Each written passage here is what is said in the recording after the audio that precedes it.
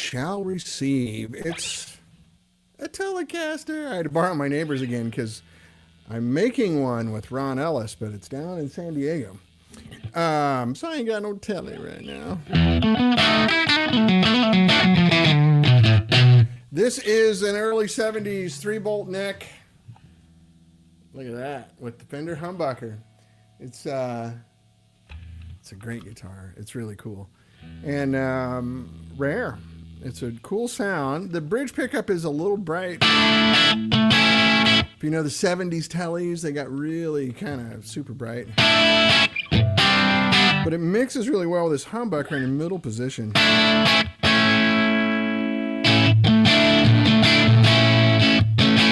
Lots of Keith Richards-y kind of sounds. But we'll get there. I'm just going to let some people accumulate. There's 4 people on now. It's been 1 minute. Hey, Mark, how are you, man? Yeah, it's a good Telecaster. Plus, it's just got, you can kind of tell, it's just got a lot of mojo to it. Like it's, my neighbor down just literally like 4 houses down, his name is Kirk Helly, and he is a composer, movie guy. And he just does endless amounts of studio work out of his house all day, every day. And he's got 50 cool guitars and a whole bunch of amps and everything else. So I can always just go to him and go, hey man, can I borrow a guitar for, oh yeah, sure, which one do you want? And I really liked this one the last time I borrowed it. Remember I had his White Junior, like 56 White Junior for a while too? That was cool.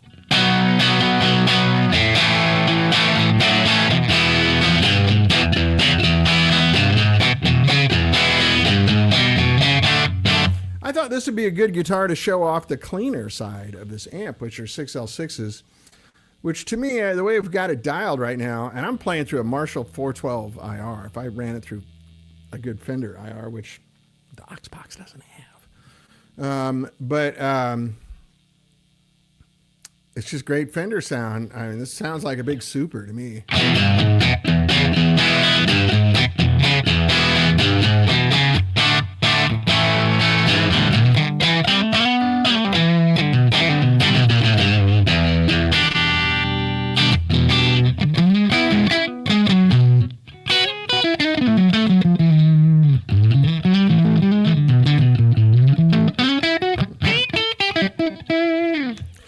Cold hands, I apologize. So I'm on the cleanest setting, but I got the volume up so you're getting a little bit of tube texture on it. And I've got the echo, just a little bit of slapback. Let me turn it off so you can hear the dry. Hey Scotty, how are you, man? Yeah, very spanky guitar. This is an unusually spanky guitar.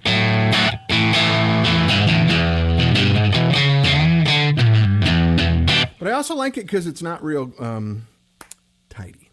Does that make sense? Tidy Telecasters to me are just like, I hear these guys, there's that whole Tele subset of guys who are amazing players. But they play everything so clean and perfect, and it's sort of like, come on, guys, you got a lot more than that, don't you? So let's run it up here. This is hitting the booster on the clean channel.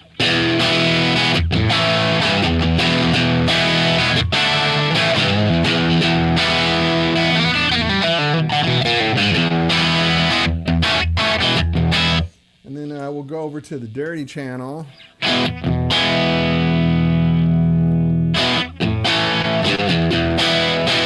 We go to for a little more super dirt. So these pickups aren't real hot. So what that allows me to do, like on this, I can just push a clean booster on this and get this. Probably too much on the clean booster. Let's turn it down a little bit. And then I have like the Klon pedal.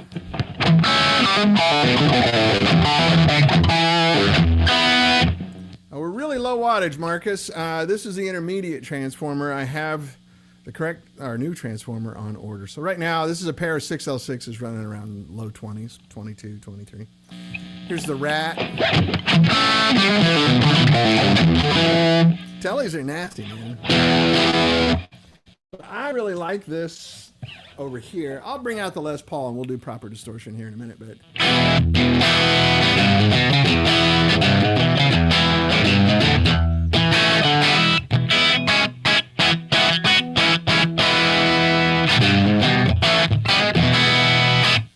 I like that sound a lot. That's a great.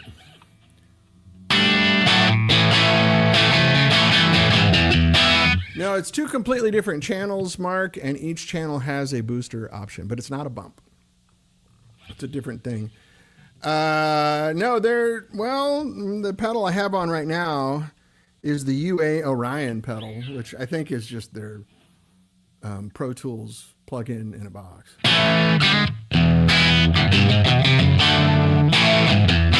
Hey, Martin Addison, how have you been, buddy? Nice to see you. Thanks for dropping by. I hope you're well, man.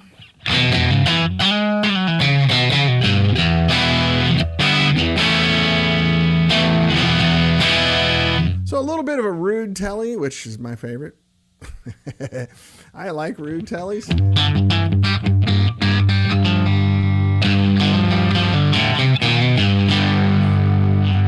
So if you want to do, let's see, to do the Peter Stroud tuning.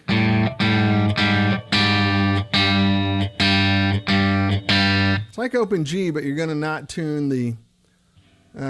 all I used the past 3 years is my Tupelo. Hey, cool, Martin. Thanks, man. So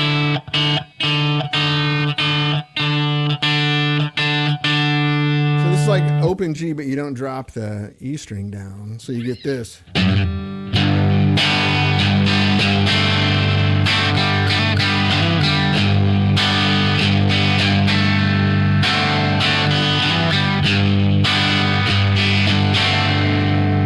All those layers, doesn't it? That's the secret to that song.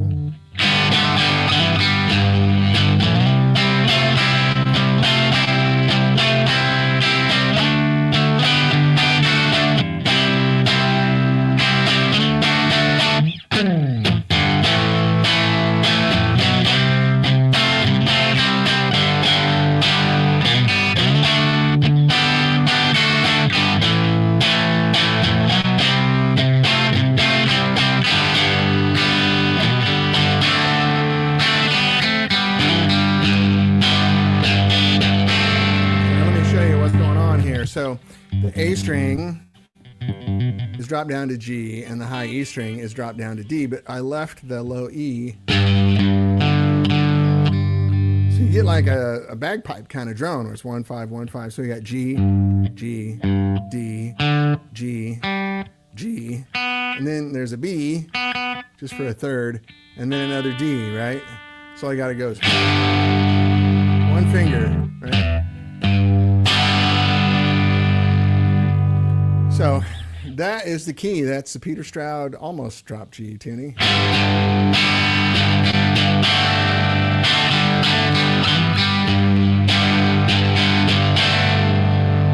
if I want to take the E string down,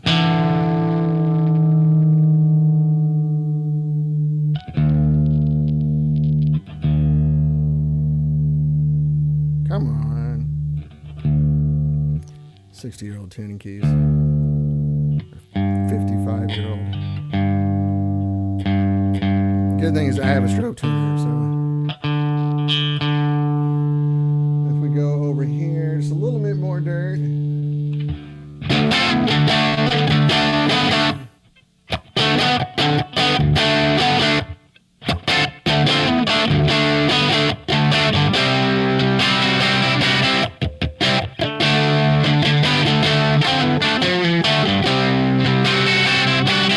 Might do better here, right?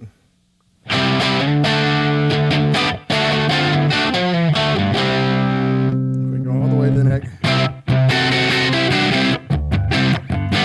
Not quite. Let's see. Let's do neck pickup. Roll it back just a hair.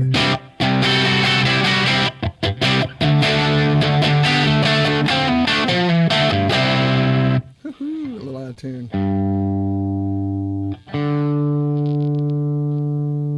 Anyway, you get the idea. What are the dimensions of that bottom amp versus the top? I don't know. I'd have to get out a tape measure. They're different. This is if you look up online, this is the cabinet that little Elvis was in. So you can look up little Elvis's dimensions. And then this is our old big cabinet, which we haven't made in years. So this will not be an option for you, but more likely this, right? And of course you want to go back to... Come on, old girl.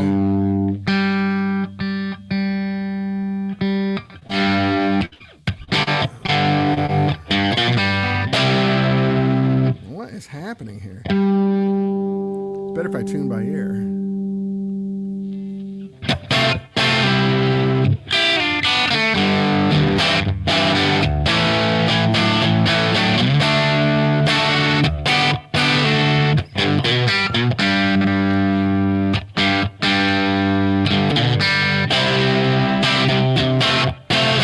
It's out of tune a little bit, so whatever. Let me bring it back up to standard tuning. You get the idea. Telecaster. I think this amp has the potential. The disparity between the clean and the dirty on this amp is, I've never seen it. So like when you're on the clean channel of this, it is straight up vintage Fender love, right? And then you go over to the dirt. I mean, I got to tell you, I watched the replay of last week's show. I noticed a couple times I wasn't thinking, yeah, Rob, it's a small one. That's what you'll get. Don't worry. I just had these laying around. These are old ones from 20 odd years ago. Anyway, as I was watching the replay, the distortion using a Les Paul and the Gretsch was really great. And I caught myself. I was watching the replay, like I forgot that I was live. And I just started mumbling stuff like, oh, I like that. Oh, fuck, that sounds great. You know, I wasn't even paying attention. So I was really digging the amp. And we're not done with it yet. That's the good news. So, but it's pretty close. Like we're starting on third base here. Now this is loosely based on the very first producer that we made. It's not a producer, but it's close. It plays one on TV.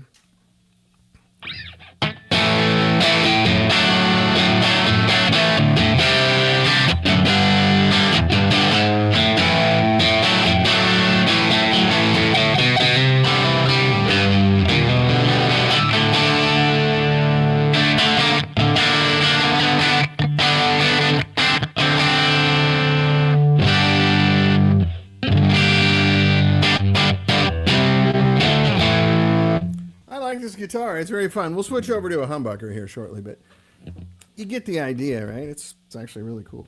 So see if I can get the mic a little closer while I sit back. But it's totally got that, yeah.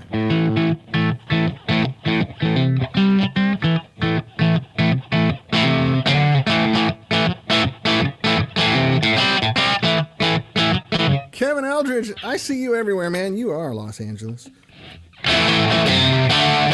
Man, stick around till I pull out a humbucker, Kevin.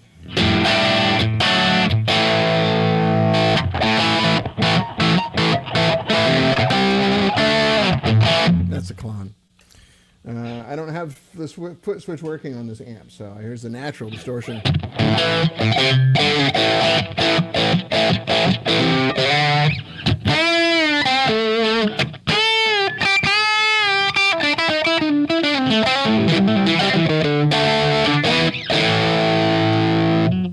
Mark Diamante says the producer was on a big box chassis. How did you get in a small box? It's magic. This is a prototype producer. We just built it in whatever we had at the time. It's pretty crowded in there, but it works fine. And then we're going to end up making them, you know, more factory made eventually anyway, so it won't matter.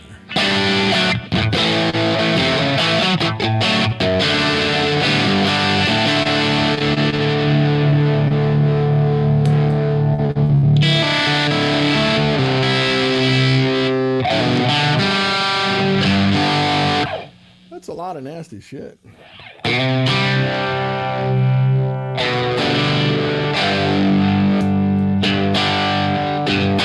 Now in standard tuning, that song doesn't work, right?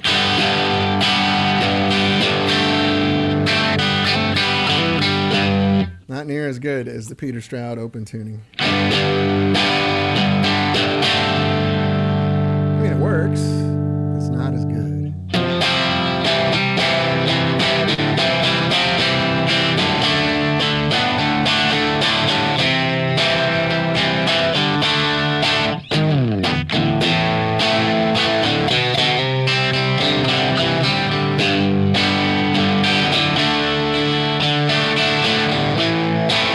All right, enough talk. Let's pull out some heat. You guys last week was like, hey, how about a Tele? Like, there you go. There's 15 minutes of Telecaster. Sorry if you wanted more. But we got some stuff to do here. So hang on, bear with me. I can do Strat also. We did some Strat. I kind of want to, oh shit. I kind of want, man, this makes me really want to get my other Les Paul back, which is in Tennessee right now. That, and I want to get a Rickenbacker. I need to borrow somebody's Rickenbacker. Let's give this guy a quick tune. Hey, not bad, Gibson.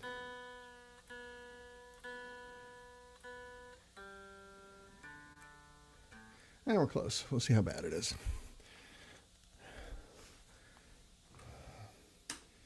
All right.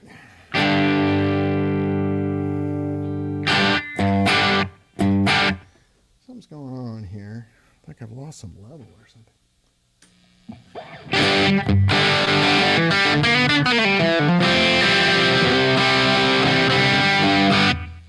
a little more out of here.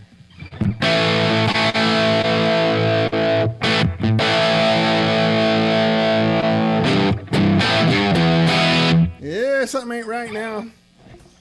Help me. Oh, I know what's happening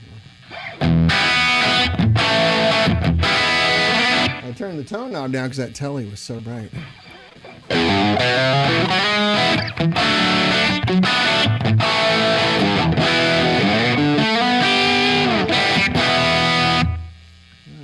get close there.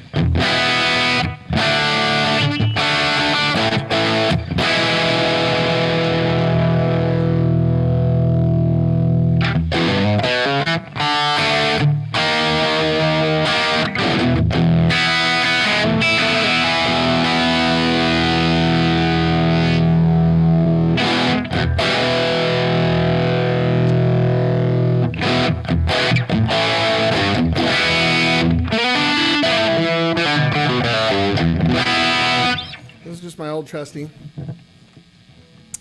I have another Les Paul that I really want to get back now. Let's see, let's go back down just a hair.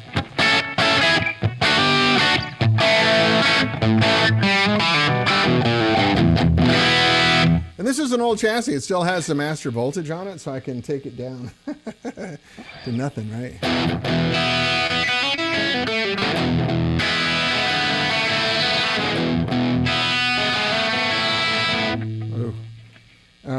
Let's fix this a little bit. It's getting warm now.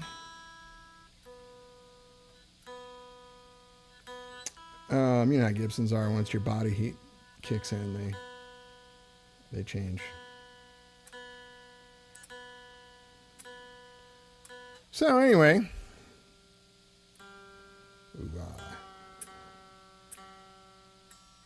I'm really excited about this. Mike and I are going to do some more work on it. We're currently in that let it digest phase right now. You know, play it, let it sit. Play it again, let it sit. Instead of rushing into it, you know.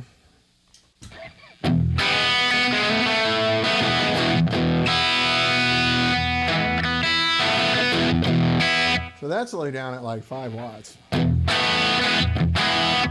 bring it back up. Ah.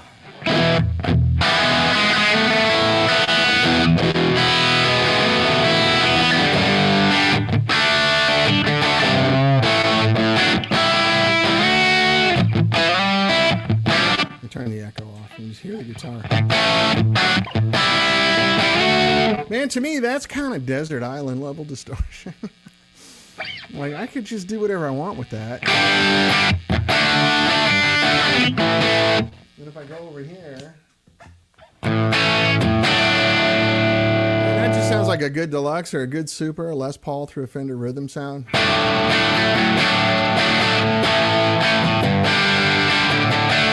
can go a little cleaner, turn that off. This will all be foot switchable, of course, but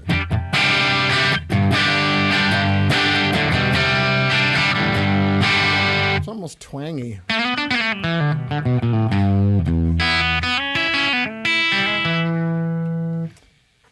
When I'm all the way down here, if I do the clean booster, I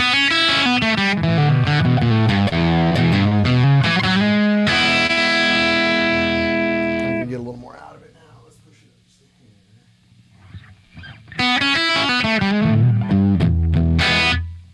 Let's see.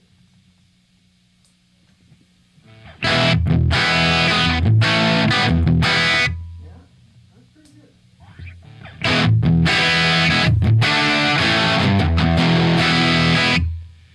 And then so I go a little heat on the clean channel. This is with the clean booster on, right? So I'm just pushing V1 a little harder. It's a great sound.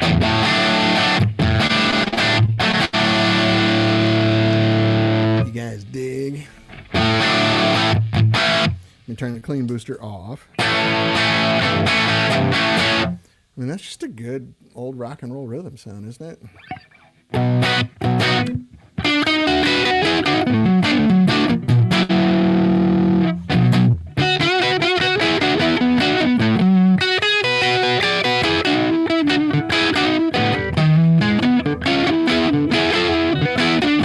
Chuck slur.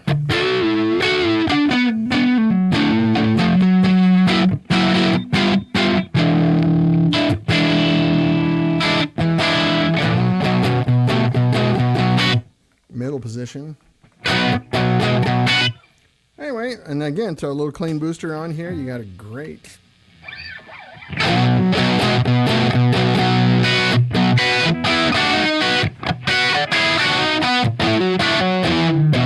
So I have the Empirical Labs, no, I'm sorry, what is it called? I don't have my glasses on. Something audio, ZIO is the clean booster.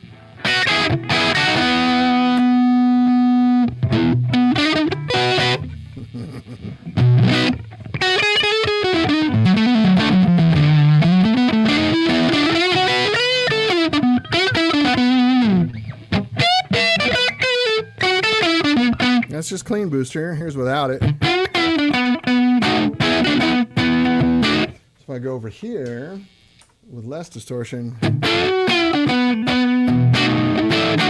little more distortion, and clean booster on top of that.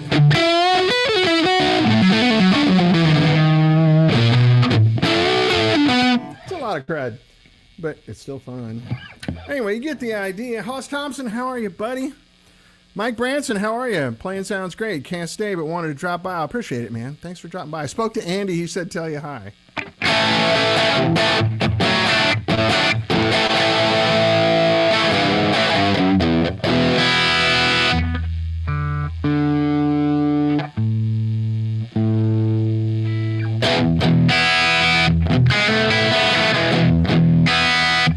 Yeah, man, that's got a bunch of thump to it. But it's not like the big sound, which you can't use that sound in a band.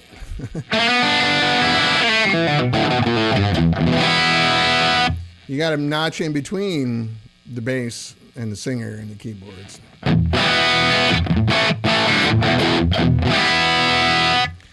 Man, I don't know about you, but that distortion works for me.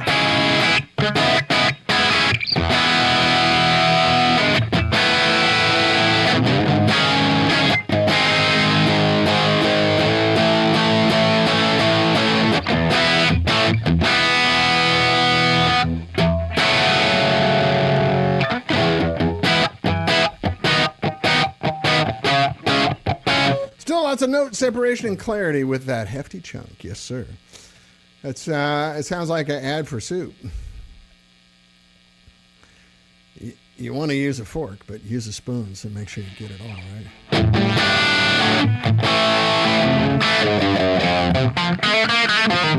Will it go full on Cortez, the killer fuzz, if pushed? We can push it all the way up. I'll tell you what it does.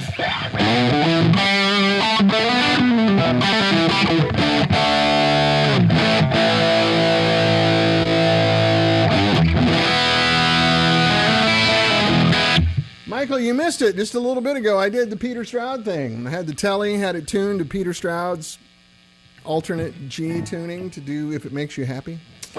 You'll have to watch the replay, man. It does the Stroud thing really well. Well, much. I think I need to play with tubes on this now.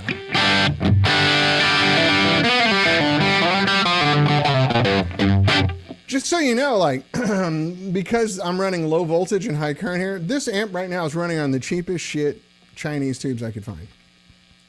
There's no, if I put a bunch of Mullards and RCAs and stuff in there, it's not fair. Like, so these are just cheap as I could get Chinese junk. Right?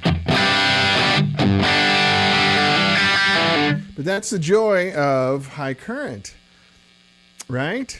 Tubes don't matter as much, and they're going to last for decades.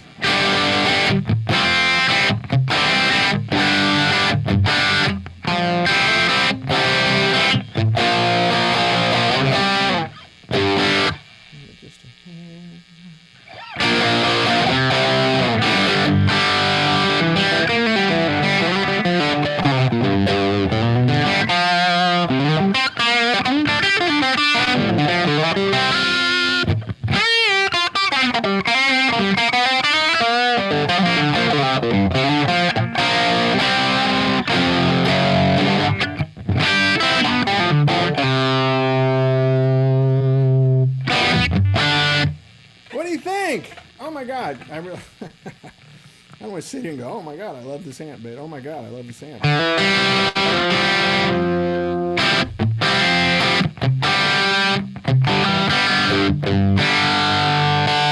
There you go, Hoss. That's a rat pedal on top of it. Lots of noise. I got a bunch of lights on here too, and it's my 90-year-old house. Little noisy electricity here. It's that cheap shit valve that 100% proves your concept. The amp sounds great. Thanks. Yeah, you get it, Hoss. That's exactly it. Well, I mean, because if I sell you an amp that's only going to be good, if you go out and buy really expensive tubes, I can buy them for you, but I'm going to make a profit. Like, I can't go out and spend hours hunting tubes and put money out there to pay for them and then get paid a couple months later. So if I buy a tube for $100, you're paying $200. That's the way business works, right? But if I can make you an amp where you can literally go down to your local music store and you go, I need a pair of 6L6, or I need a 12X7, what kind? Doesn't matter. I don't care. But these cheap shit valves are going to last you, I swear to God, decades. They'll definitely outlive me. I don't know how old you are, but they're definitely going to outlive me for sure. So.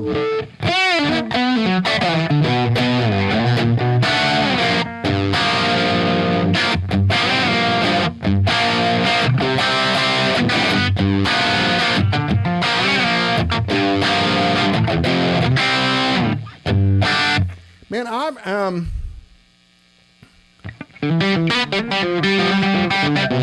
one of the things that you can't hear when someone's playing guitar, Keystone is a thing of the past. 50% market. Yeah. There's a lot of stock already here in the U.S., so we're not going to feel the tube thing for a while, but there's warehouses full of them here. But Ron Hoshisaki, nice to see you. Is the volume on the guitar in 10? Yes.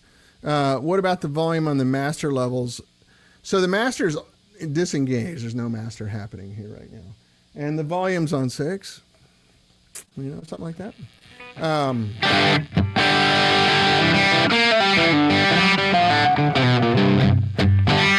But what I was getting to is one of the things you can't hear is feel. Doing high current, low voltage, the feel gets really good.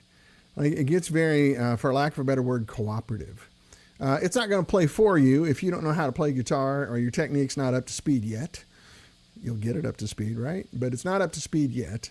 Basil Tiffany says, I plan on living forever. Well, then this is your amp. And you can, contact me 40 years from now. Anyway, the feel of this amp is excellent. It's very encouraging, if that makes any sense. Like, I don't have to fight it.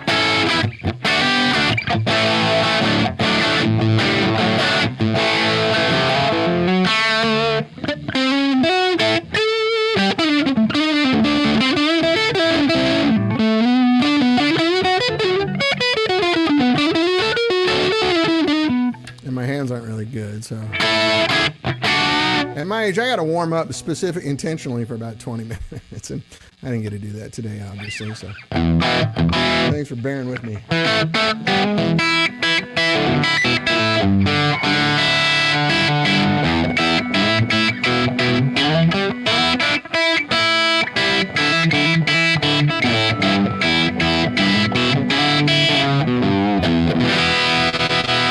What does it sound like with the guitar backed off? All right.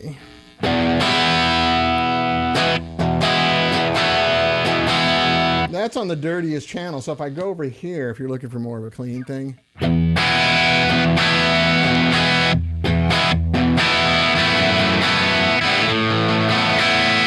So Ron, this is an intermediate version. Right now I'm running around 23 watts or something. It's a pair of 6L6s.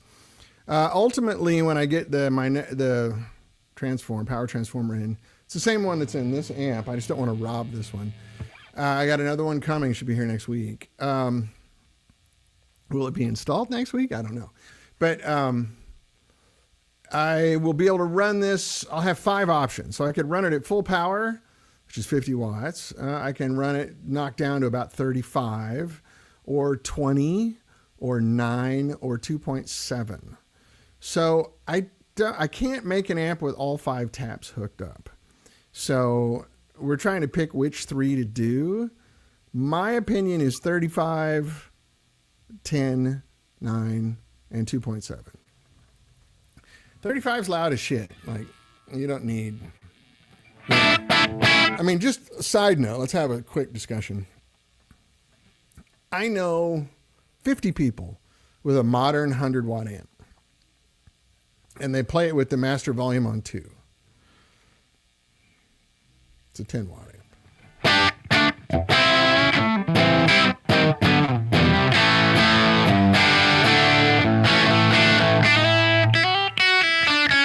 It bears saying that even though it's an encouraging amp, it's not what I call a yogurt amp, where it's so homogenized, every guitar sounds the same. Good, thank you.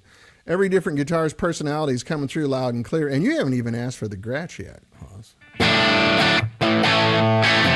Incredibly impressive. Thank you, sir. I appreciate it. We're getting there. It's not finished, like I say, but we're getting there. But anyway, 35 watts is louder than shit. It's an AC30, which you can't play in any club in the country.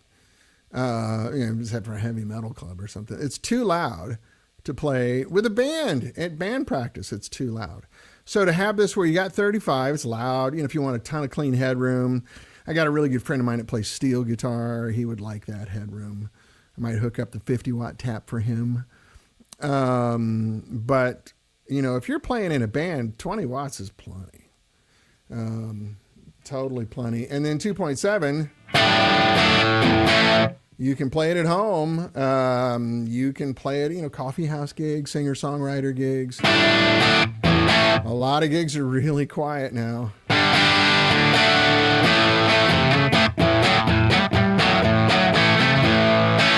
I mean, to me, that's my idea of a good American rhythm sound.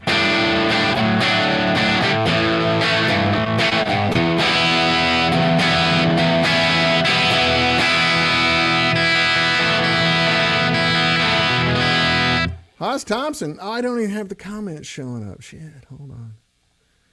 Haas Thompson says, I'd gig that amp tomorrow, my brother. Well, thank you, man. I appreciate the kind words.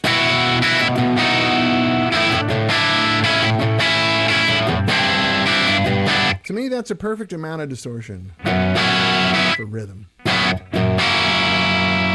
Might just be an age thing. You know, all the time I've spent in the studio, guitars stack up a lot better when they're cleaner.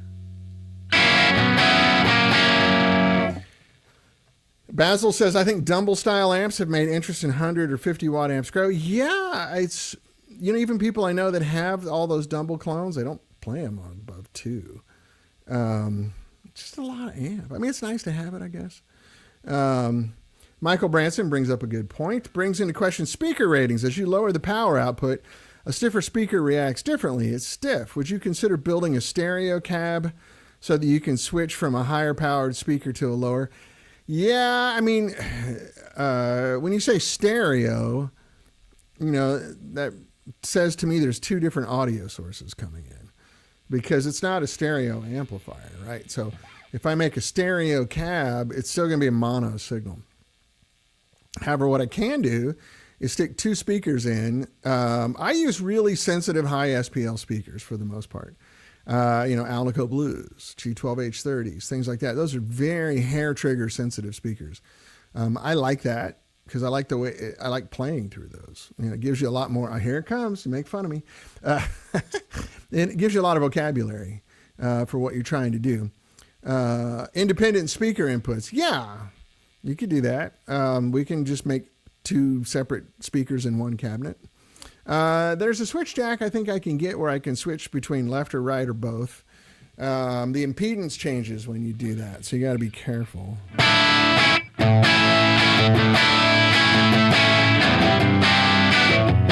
I don't really think you're going to see it that much, to be honest with you, Michael. My experience is, you know, this one I played at 2.7 watts. I have a 112 cabinet over here with a 70s Celestion M, which is a low SPL speaker compared to the G12H30. Scotty Bratcher, oh, I have to say this. I got to put this on the screen. Thank you for saying this because people never believe me. The speaker sensitivity is not that dramatic in my experience. You'll hear the difference, but it's not like, oh my God, that's really loud, or oh my, you know.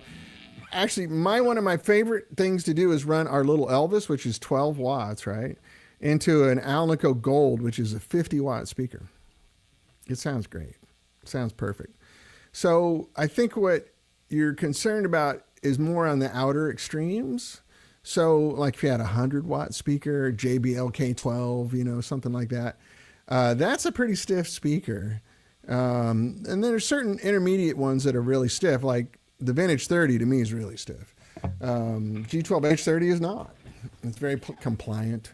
Scotty Bratcher says, after the AC/DC gig last week, Angus's SG is almost Tele clean, very little distortion. Thank you. Yeah.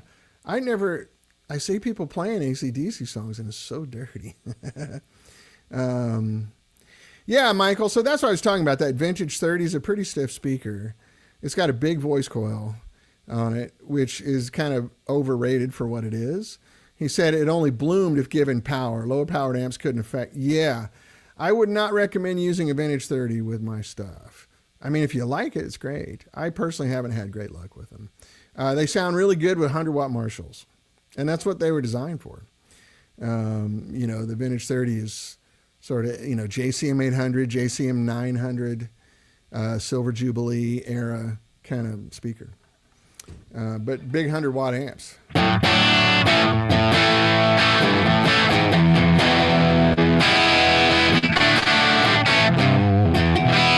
Haas Thompson says, bizarrely, I think I prefer the gold over the blue. That's in combination with the pre-Rolla H-Mac. Yeah, the pre-Rolla stuff's great. So, yeah, I've got an early 70s. You're welcome, Michael. You know, you wouldn't know this stuff from reading around on the internet because let's just call a spade here. A lot of the guys on forums and stuff, they've never put groceries on the table with a guitar. They just screw around. They're fans, they're enthusiasts. They love the guitar, they're passionate about it, and that's all beautiful. But it's experience, like real world experiences, kind of thin on the ground when I go reading on forums. I see people say things, I'm like, It's not that they're stupid. I'm not saying they're stupid. I'm just saying they haven't been out there and done it. So. But in my particular line of work, I've messed with speaker combinations and played with everything, and the guys at Celestion will send me samples of anything I want. Same with the guys at Eminence, you know. You should start to recognize patterns. You know, if you go on any of these forums, I'm not going to say names. Oh my God, I switched out the M for the H and they're so dramatically different, and you know, it's not. What they're excited about is they noticed it. They were able to hear a difference. Is it substantial? Is it meaningful? Not really. Just whether or not what you like. If you like the sound of a certain speaker, that's your speaker.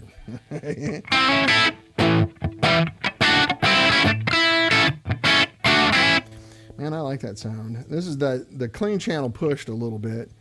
Let me put the clean booster on.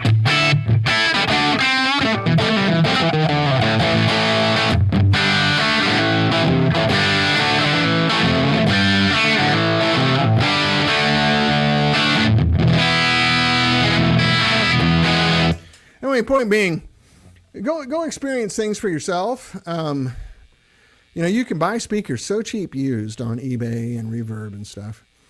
And it's 4 screws and 2 wires. You know, like you can change it. It takes longer to get the back off your cabinet than it does to change the speaker. So have fun, take a chance. It's really not a big, you're not sticking your neck out, I guess is what I'm trying to say. Noisy room. You're not, you know, take a chance. It's really fun. And then I see a lot of people demoing gear, and they're not doing it correctly. They're just kind of playing blues licks that they know.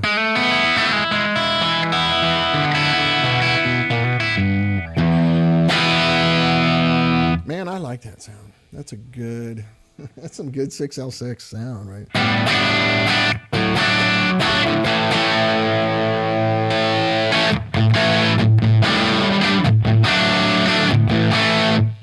Yeah.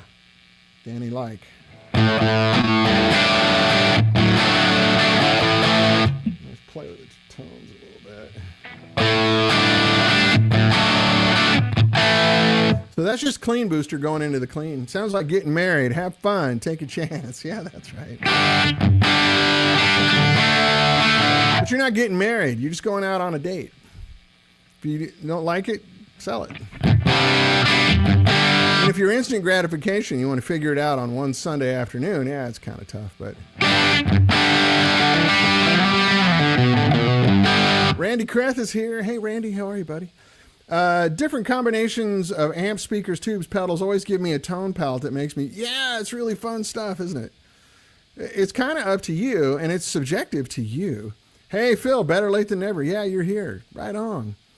Hoss Thompson brings up a good point here. I wish we lived in the same country, man. We need to work together. But going in series makes a subtle difference, but noticeable difference. That's right. We wired ours in series because I wanted the G12H30 to take the big hit of the sound signal and the blue to be after that. It also creates a little bit of image, spatial image, because it's a couple 20 microseconds later, 10 microseconds later.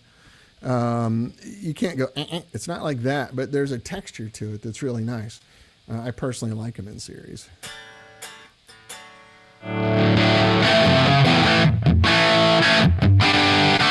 So anyway, that is the clean booster in the clean side. We can probably do a dirt pedal on top of that and do it like this.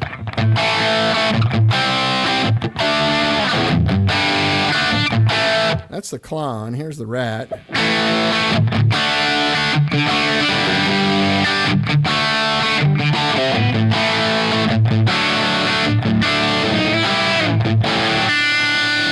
I can probably tweak that and get it better. Gotta jump. Hey, thank you, Kevin. Good to see you, buddy. Hopefully you're listening on good speakers.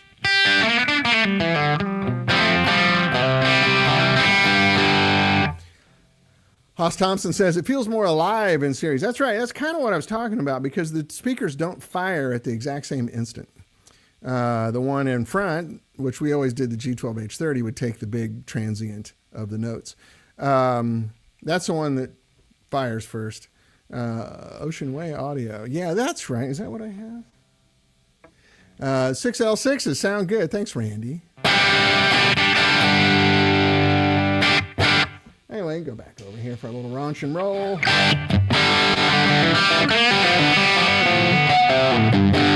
And these are really low output pickups. Like if you have a Paul Reed Smith or something that's got a much higher output.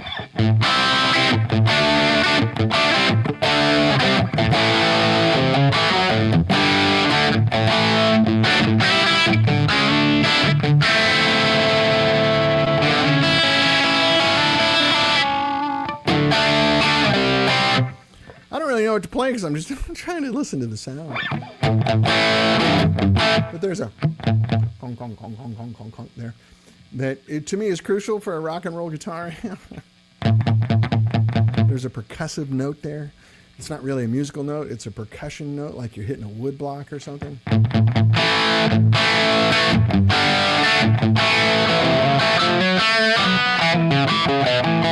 For a second, you rolled the volume and it cleaned up. If I go over to the clean channel, we can get a really good clean sound. And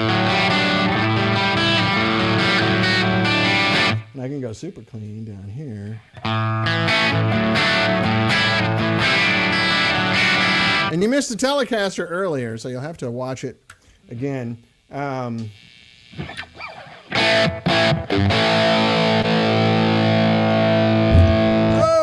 bang that microphone, would you?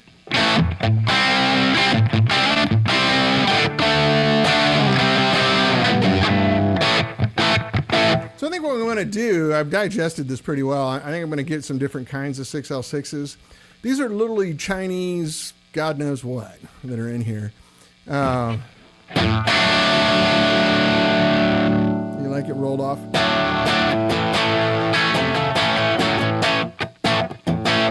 I want to try some JJ6L6s and some electro harmonics and just see what happens.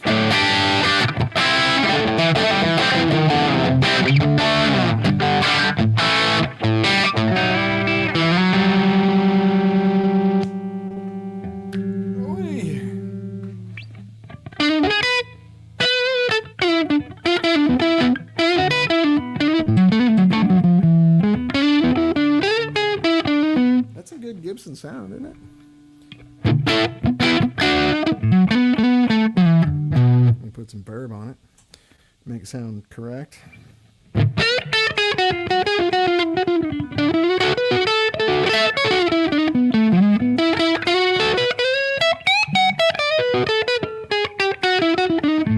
Pardon the clumsy hands.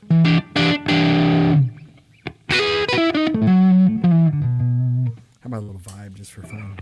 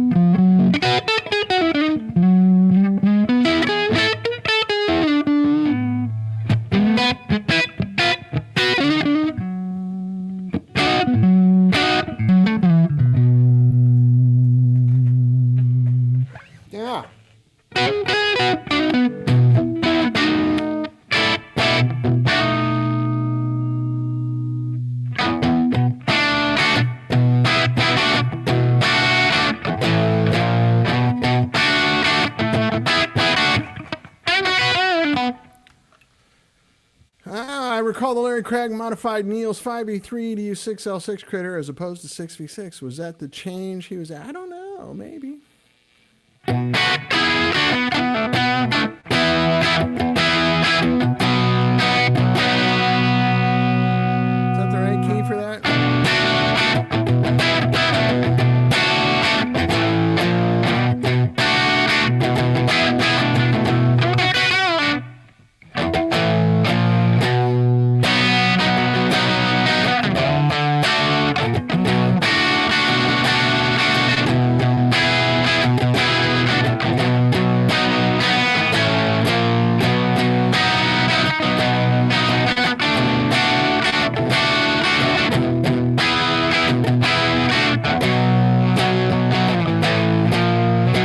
sharp or D? Oh, I'm playing it in B. I think you're right. I think it's in D.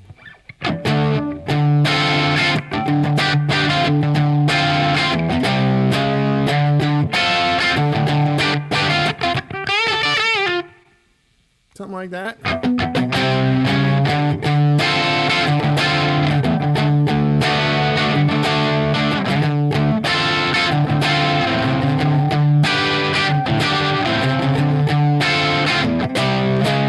Your love is fading.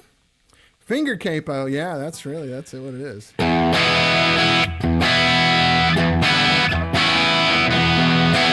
I don't know about you, but that's some 6L6 goodness right there. That's just like good, great rhythm sound. And if you miss the Tele, it really does. Yeah, that's right, Haas. Whatever key suits the singer.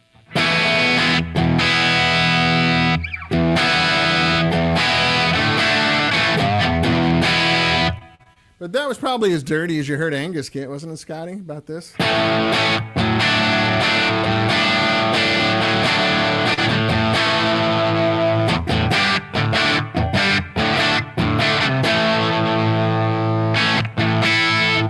Guitar's going out of tune. I'm getting tired of it. Let's just talk for a few minutes. I got to run today right around 1 o'clock because I have a eye appointment following up from all those eye surgeries I had.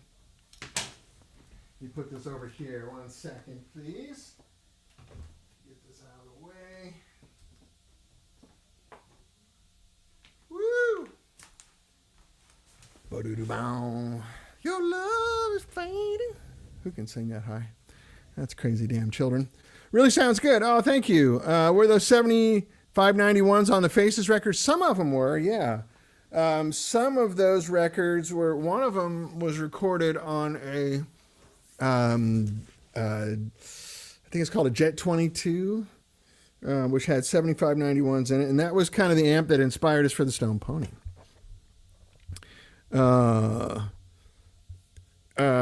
I had one of those.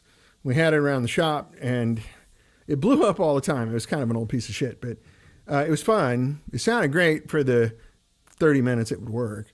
And we just kind of dug that sound, and that's what got us into the Stone Pony. So I want to do this with a Stone Pony with 7591s. I mean, I could just redo an actual Stone Pony, too. But this has a little more, here it comes. If you're having a drinking game, you get a drink right now. It has more vocabulary than the Stone Pony Soho kind of circuit. Pat Miller, how are you, buddy? Good to see you. Sounds really good. Thank you, sir. Yeah, I'm a little excited about it. It's got some work to do, but when I played it last week, Mike and I had just finished it the night before. So I didn't really get much chance to play it. And I was playing it here last week, and it was kind of surprising me. If you look at the if you look at their playback, man, I got some good headphone hair, don't I? If you look at the playback, I say some very inappropriate things because I forgot that the microphone was on because I was just digging it. At one point, I turned around and went, "Fuck, that sounds good." And I know I cuss, and I apologize if that bothers some of you, but it doesn't bother me, but I respect that it bothers other people, so not an issue.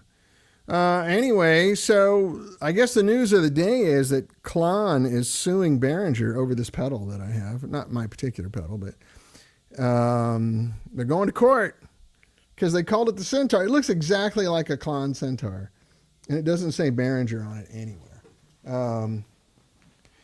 It could easily be mistaken for a real Klon, and they're doing that on purpose. And Behringer's always been pretty aggressive that way about intellectual property. They're more like, yeah, sue us. And most people don't have the means to sue you, so they get away with a lot of stuff. Even when I was making stuff, you better get it out and get your intellectual property before Behringer copies it.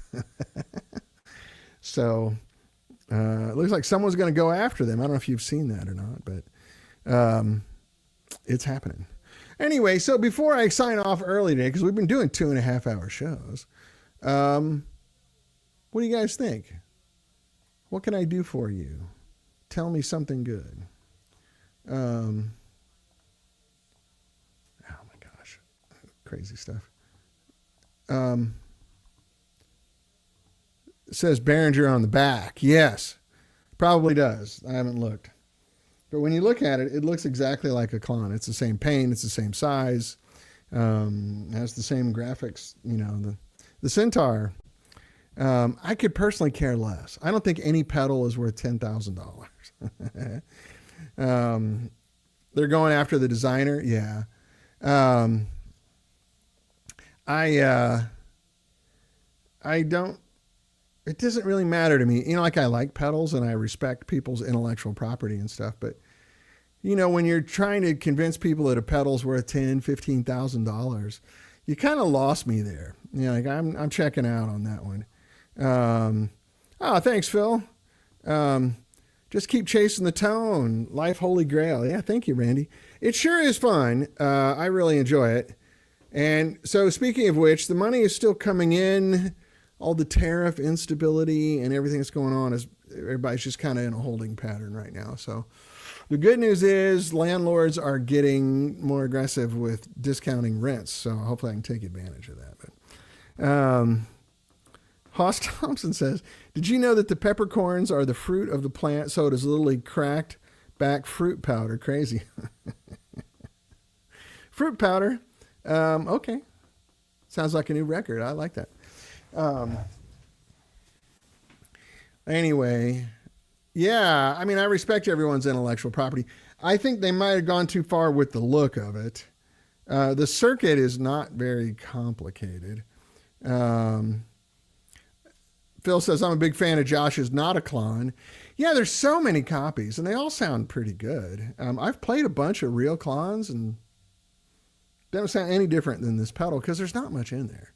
It's germanium, transistors, which are hard to find. Somehow Behringer found a buttload, or they're making them. I don't know. But I gave up making, I had 3 pedals that had germanium transistors in them, and I gave up making them because I couldn't find them. It was impossible. So something must have happened since then. That was 10 years ago. So more than that. Yeah, they were getting hard to find back then. Well, anyway, I really appreciate you guys coming along on the ride, helping me suss out this amp. I feel good about it. I feel really good about it. I think I'll try some different tubes. I'm going to probably play it one more week like this. I might put some different tubes in there next week. I'll try some JJs. I have some good preamp tubes we can swap through there. Thank you, Phil. So we'll play. I like exposing you to the process because it's not like you just stand around a workbench one afternoon and go, hey, there's a new amp. You really have to be thoughtful and considerate and patient. Working on an amp or designing an amp or whatever you want to call it. It's kind of like going car shopping. Like when you go onto the car, hey, look at that red convertible, and then 2 weeks later, you go out in the driveway and go, oh my God, this car's red and the top is leaky. And, so often what attracts you instantly is not what ultimately sticks with you. The distortion on this amp to me sounds great. And this is using literally, I think the technical electrical engineering term is dog shit tubes. Pupus decanus, Latin. Scheißhund, Scheiß der Hund. Die Scheiße von den Hund. Dog shit. Tubes. And it sounds really good. So I need to go run over, see Marty at ARS. If you need any tubes, go talk to our friend Marty at ARS Electronics. Use my name. He'll give you a good deal. Go get some 6L6s. A lot of people tell me they like the JJs. Do you guys have experience with any 6L6s that you think are particularly good that you would recommend?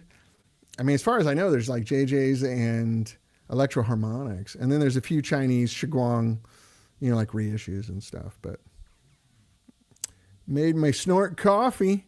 Decanus, poo-poo decanus. Yeah, that's right. Caca de perro. I'm saying dog shit in every language I can think of. Man de shin.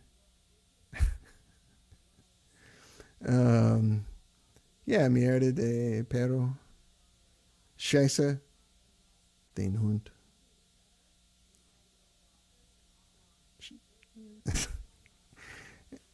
You know, Pero de poo poo. Yeah, we digress into children really fast, don't we? Guitar players. Anyway, it looks like I still got a nice crowd here. Thank you, but you guys are quiet. I do need to go. I got to go get my eyes checked. Remember when I had all those surgeries last year and I was out for a few months? My eyes are great. I'm really happy. I can see everything really well. I still need glasses to read because I got new lenses in my eye, so everything up close kind of looks like a Monet painting. Muchite, see.